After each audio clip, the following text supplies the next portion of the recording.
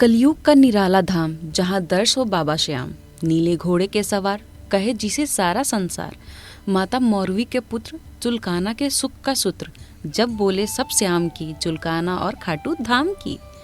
जय जय जय श्री श्याम, हारे के कर दे सब काम।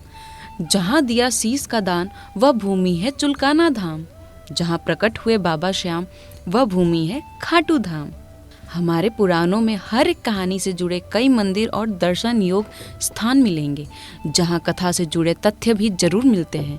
लेकिन जो घटनाएं किसी विशेष स्थान पर घटी और उससे संबंधित सबूत भी मिले, तो उन घटनाओं के सच्चे होने के आसार ज़्यादा समझे जाते हैं।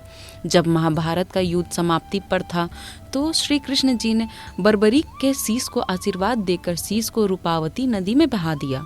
लेकिन माना जाता है कि बर्बरीक का शीश राजस्थान के जिला सीकर में बसे खाटू गांव की धरती में मिला, जहां हारे के सहारे खाटू श्याम हमारे के नाम से श्याम बाबा की पूरी दुनिया में पूजा हो रही है, जो अब चुलकाना धाम के नाम से विख्यात है। वहीं पवित्र स्थान चुलकाना धाम के नाम से जाना जाता है और जिसे हम प्राचीन सिद्ध श्री श्याम मंदिर चुलकाना धाम कहकर संबोधित करते आ रहे हैं। जय श्री श्याम बाबा। महाभारत में पांडवों के पलड़े को कमजोर माना जा रहा था, लेकिन बर्बरीक के आने से पांडव मजबूत हो गए। श्री कृष्ण जानते थे कि बर्बरीक तो हारे का सहारा बनने आए हैं, और वे ये भी जानते थे कि कौरवों को हारना है। इससे बचने के लिए श्री कृष्ण ने एक ब्राह्मण के रूप में बर्बरीक के पास पहुंचे और बर्बरीक की परीक्षा लेते हुए उन्होंने वीर को पीपल के पत्तों में छेद करने को कहा और एक पत्ता अपने पैर के नीचे दबा लिया। जब बर्बरीक ने एक बाण से पीपल के सारे पत्तों में छेद दिया, तो श्री कृष्ण जी कहते हैं कि एक पत्ता रह गया है। तो बर्बरीक ने कहा कि अपना पैर हटाएं, क्योंकि बाण पैर के नीचे के पत्ते को छेद कर ही वापस लौटेगा।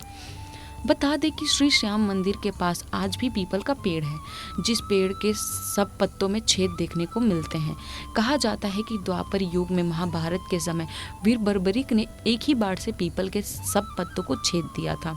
जहाँ पर खाटू श्याम मंदिर में दर्शन के लिए श्रद्धालुओं की भीड़ उमड़ती है।